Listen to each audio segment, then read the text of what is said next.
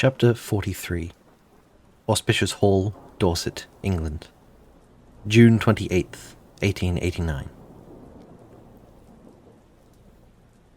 Ray was intensely aware of Ghost's body pressed against his as he helped the trembling man up the stairs from the basement. Will was muttering something, and Ray wasn't sure if it was simply incoherent, or if the blood was pounding in his ears so loudly that he couldn't understand it. Part of him didn't want to see Haley, or Will, or anyone for that matter. He wanted to stay in the basement with Ghost. It was part of himself that felt new and unexplored, strange not in an unnatural way, but instead that it felt more natural than anything else had in a long time. Ray knew this part of him was selfish, however. He had spent so long trying to find others, to keep them safe, and he couldn't throw that away now. Not just for his own happiness. For now, he was glad that Ghost was beside him, his arm wrapped around Ray's waist to keep him steady on his feet. "She's gone, Ray," Will said, a little louder this time. Ray was pulled from his thoughts, focusing on Will past the sound of his beating heart. What? Will had stopped in the hall. "You weren't listening to me, were you? Haley, she..." Will swallowed, wiping a tear away with his shoulder. "She's dead, Ray." If Ray hadn't been so aware of holding Ghost close, he may have dropped him. He pushed past Will, barreling towards the entrance of Auspicious Hall.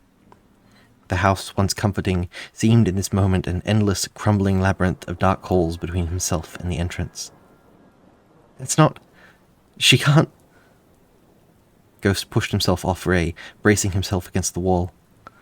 Ray stopped, looking around for fear that the man was hurt. Ghost nodded at him encouragingly, smiling weakly. "Go, I'll catch up." Ray wanted to say something, to address what had happened in the basement and keep Ghost with him just a little longer. But instead he nodded and kept moving down the hall, Will close on his heels. The two men entered the house's foyer. The door was wide open, and moonlight mottled with rain streamed in, illuminating the figures in the entrance from behind. Seven and Mumbu were surrounded by widening puddles of trecked-in rain, the water stained with mud and blood as it seeped across the wooden floor. Ray scanned them for a moment, searching for Haley. His eyes passed over Mumbu, too caught up in the moment to properly register his anger at her. They landed on Seven, his clothes pinned to his skeletal form with rain. And then he saw the sheet, stained a deep red. The rain had rendered the white material almost transparent, and Ray could see Haley's face outlined in the curves of the fabric, a ghost of herself, held behind a veil of cloudy serenity. "Raymond," Strawberry gasped, looking down the hall at him with the closest thing to shock her distant eyes could manage. Ray didn't respond. Will placed a hand on Ray's shoulder. He didn't know if the gesture was to comfort Ray or himself, but either way it wasn't working. "You were right." Mumbu's voice was barely more than a whisper, nearly drowned out by the rain outside. "Sherbet is dangerous." Ray couldn't bring himself to be mad. Not after seeing this. He slowly approached Seven and held out his arms. The automaton considered him for a moment, before gently placing Haley into them. Ray adjusted himself to properly hold her weight. "This is my fault," Mumbu said, stepping forwards to rest a hand on Haley's forehead. "I shouldn't have gotten her involved. I should have just listened to you and..." "It doesn't matter now," Will said hoarsely, joining them as they gathered in the center of the room. "None of us thought Sherbet would... that any of them could..." He cleared his throat. "Gods, Ray, Athena..." Ray didn't want to think about that right now. He didn't want to think about any of this. He wanted to be with Ghost. He wanted to be happy. Maybe this was the price he paid for momentarily believing he deserved that happiness. He had brought this hell upon those he cared about. He deserved to suffer for it, but this wasn't fair. Why here? He asked, still looking down at Haley. The blood from the sheets was soaking into his shirt now as he held her limp body against his chest. Mambu shook her head. Seven brought me here. I just followed. Ray looked at the automaton. Did Sherbet tell you to do this? To torment us somehow? Seven shook his head. My task was simply to remove Miss Garfield's remains from the place of her death. So why did you bring her here? Seven pondered the question. He looked at Will, who looked back at him. The two held each other's gaze for a moment. I do not know. I felt she would receive proper care and burial here. We'll make sure of it. Will nodded. Thank you, Seven. How did you find us? Ray pushed. Do the others know that we're here? Seven shook their head once again. They do not. This location is classified, as requested by Master Lomenthal. Ray took a deep breath. All right. I see. Thank you, Seven. His voice trailed off. What is... Martin and Emmanuel had arrived at the top of the stairs, looking down at the scene below, having hastily dressed themselves. Oh dear. Oh God. Emmanuel raced down the stairs ahead of his partner and came to a halt beside the group. He offered out an arm, and Mambu leaned into his side, stifling a sob at the embrace of her old friend. What happened here? She was murdered, Strawberry sniffled. Haley. Sherbet shot her. I saw them as Haley. Ray raised tear-filled eyes to look at the woman. Mambu, I'm so sorry. Strawberry shook her head.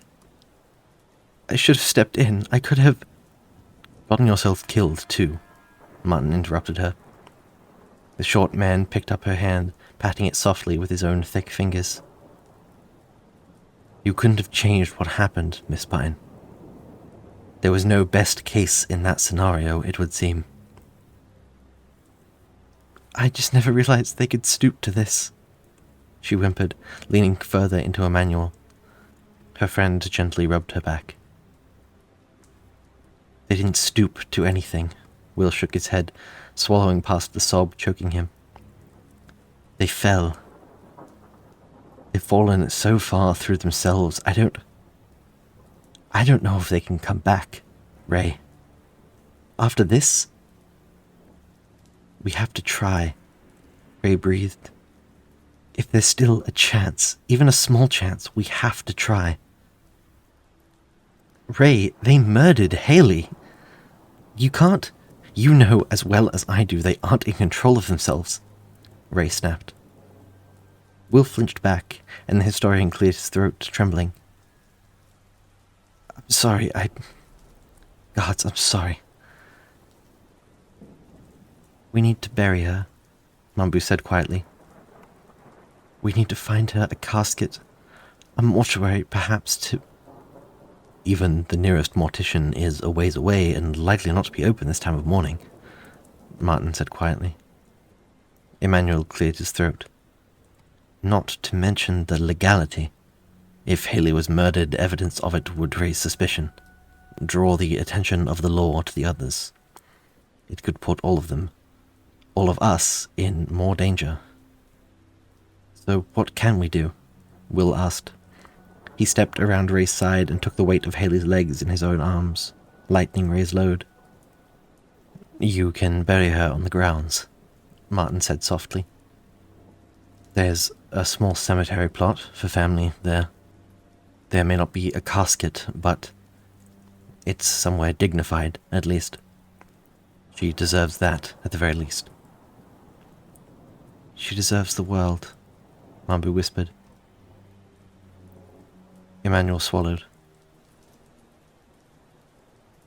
I never thought I'd see the day where I enabled such a thing as this, but Martin is right.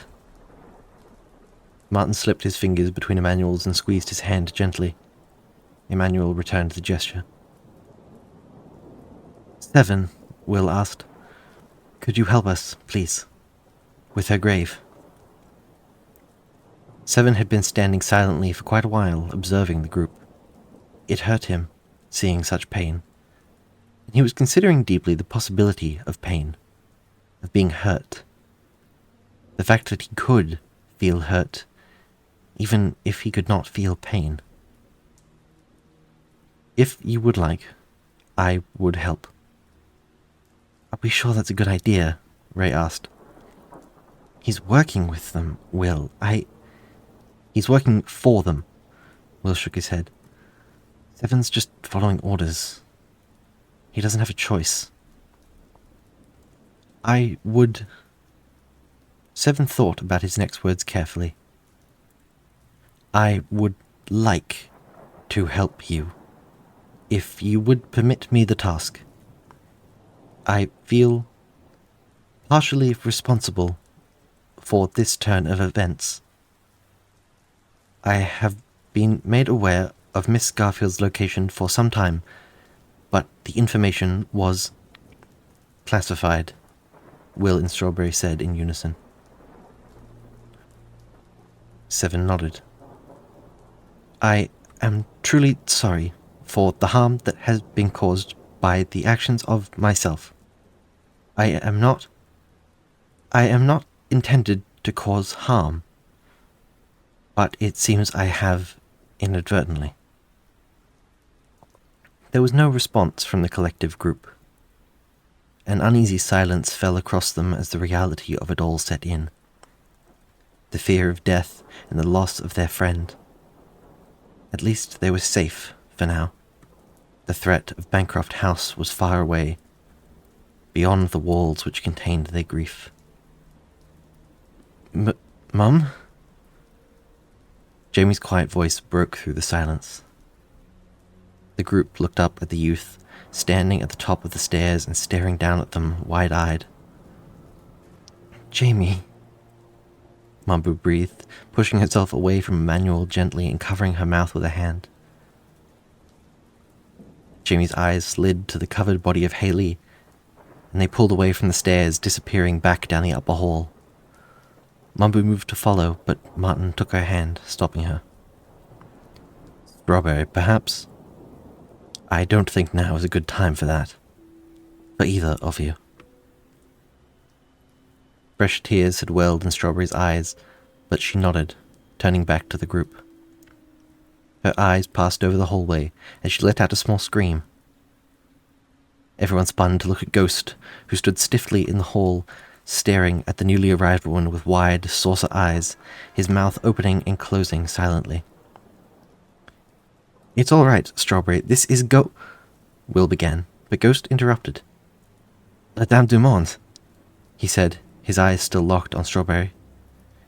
You can't be here. The 3 present members of the Fable Society exchanged glances. Ghost, Ray said, allowing the name to roll through his mouth, savouring the small semblance of comfort it brought him. This is Strawberry, Jamie's mother. Ghost looked at Ray, and then back to Mambu. No, that's let down. That's Strawberry, he said quietly, blinking rapidly. I'm sorry, I remembered she... He turned on his heels and stumbled as fast as he could back down the hall. I'm sorry. Gods, I'm sorry. Ray watched him go, disappearing around the corner, and he felt his heart sink as the man vanished from sight. You'll have to excuse him, Ray said quietly to Mambu. His memory is... He's had a painful night. Mambu nodded slowly, casting another glance to the top of the stairs to see if Jamie had returned. He had not. She returned her attention to Haley. "I'm sorry," she said to none of them, and to all of them. "I'm so sorry." Martin was examining the almost terrifying oddity that was Seven, this bringer of death who so looked the part. "Mr. Seven, I can show you where the shovels are kept, if you would like. I can bring you all to the plot." "That would be useful. Thank you." Seven made a note to enter these new people into his register of knowledge when he got the chance. "We should try and bury her soon," Ray said quietly. Before she starts to..." He couldn't bring himself to say decompose, but the word's effect spread amongst the group regardless. They all nodded. "Strawberry, perhaps you should stay here," Emmanuel suggested. "Get yourself cleaned up in one of the bathrooms." He nodded his head towards the blood smeared across her face and staining her dress. "We can find you some clothes, perhaps, if trousers and shirts will be all right." Mambu nodded distantly. "Yes. Thank you, Emmanuel." She looked at Haley. I think I've had my time to say goodbye for now." She took a shaking breath. "Please, be careful with her." "Of course we will," Ray nodded. "She's one of us, after all," Will added solemnly. Strawberry watched through the rain-soaked window as the distant forms of Ray, Will, and Seven stood knee-deep in a grave which quickly filled with mud as soon as they cleared it. Martin stood to the side, offering a lantern for light which swayed in the wind. The occasional flash of lightning overhead covered the already grim scene with a layer of ghastly unreality. It was a penny-dreadful sight, grave-diggers caught in the act of disposing a body, caught in the spotlight of God himself. She pulled the oversized dressing gown tighter around her shoulders as the window leached any warmth from the room. A floorboard creaked behind her and Mambu stiffened. She half expected to turn around and see the pale, wide-eyed face of Ghost.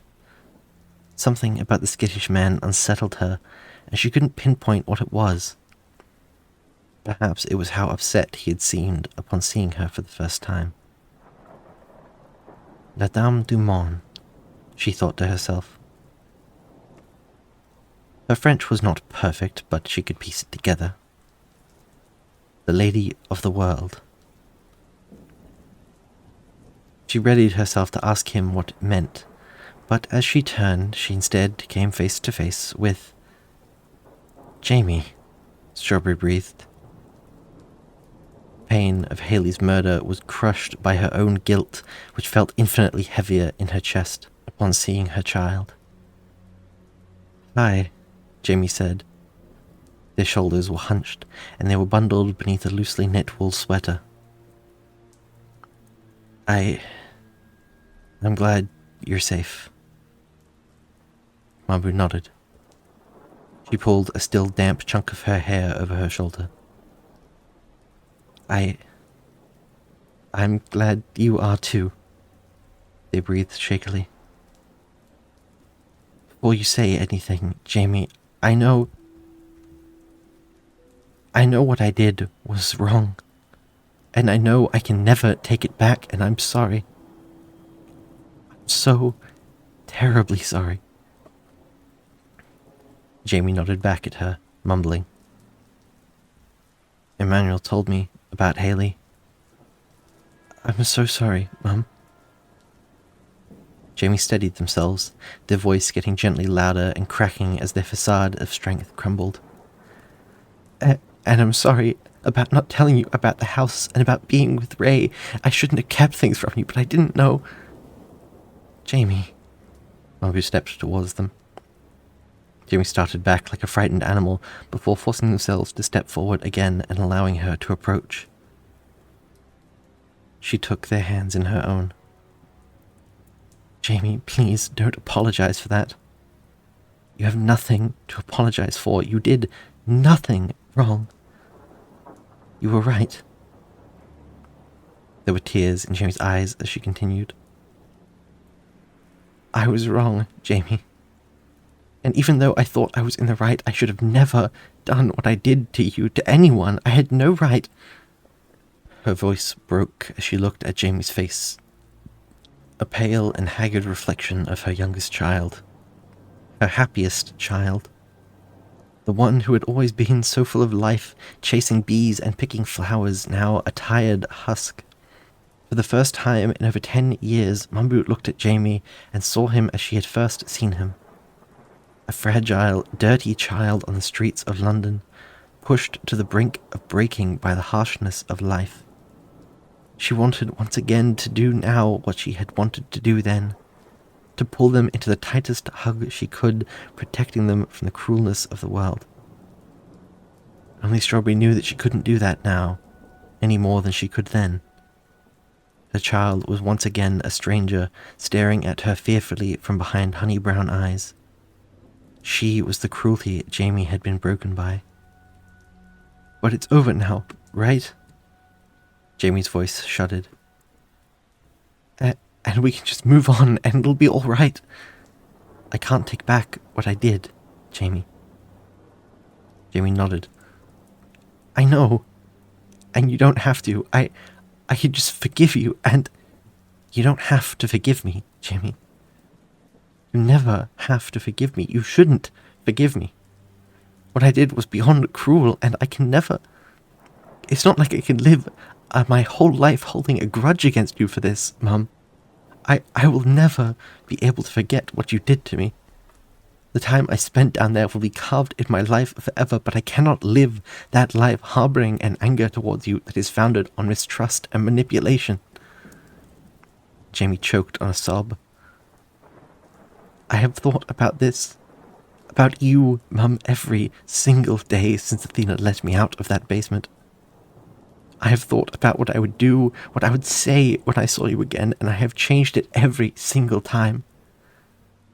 I don't want to lose anyone to all that's happened, Mum. I don't want to lose you. I want my mother. Mumbu reached up to hold Jamie's face, but they flinched back sharply and she withdrew her hand. You'll never lose me, Jamie.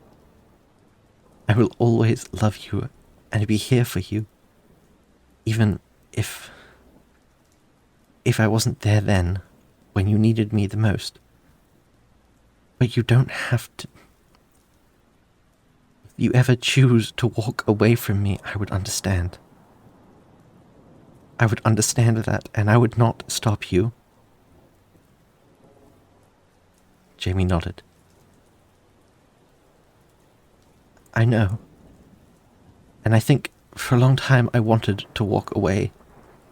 To never see you again. I can't let my family be broken by this madness. I've lost Easton.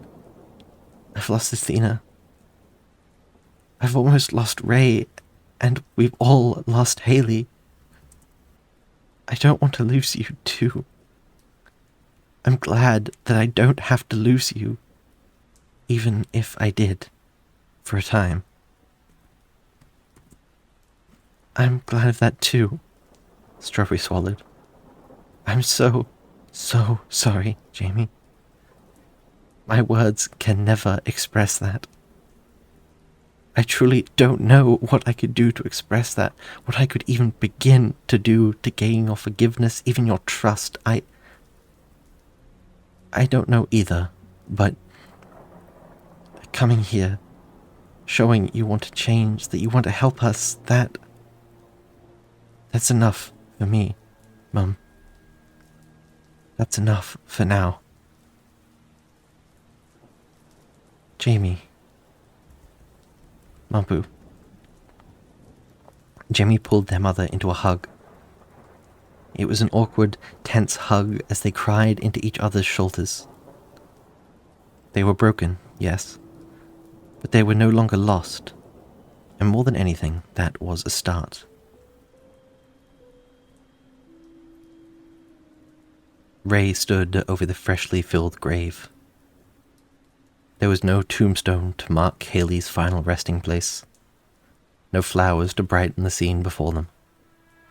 Only 4 lonely mourners and a cold machine. Any tears on their faces had long since been washed away by the rain, which carved deep channels through the layers of dirt present on them all. Ray leant on a shovel and stared down at the raw earth. "We can get a headstone, perhaps, when this is all over," Martin suggested, casting a glance up to the second-story window of the house, where 2 figures moved behind the glass. "2," Will said softly. "We should leave one at the Garfield estate. A memorial of sorts." Ray nodded in agreement. We can't let this go on," he said finally. "We can't wait until more people are hurt." It seemed Athena was safe for now. 7 had confirmed as much while they dug the grave. But how long would it stay that way?